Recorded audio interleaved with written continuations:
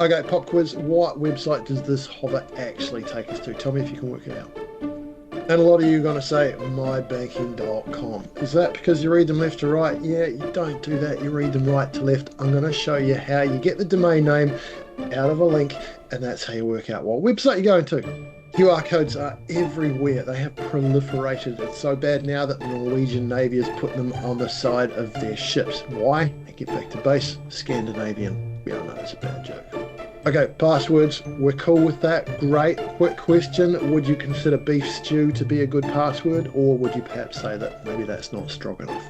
You get added to a newsletter that you don't want to get. What should you do? Do you delete it? Do you click the unsubscribe link? Do you right click, junk it and block it? Or do you hard delete it, which takes it into oblivion? Guess what you should be doing? You should be junking it and blocking it. Scammers copy photos from other places. They post up the product. They don't even have the product. They're basically hoping that you'll pay for it, and they send you nothing. Okay, so who's actually had this? Who's actually got that email saying, hey, I've been watching on your webcam, you dirty boy, you dirty girl? I've actually had that.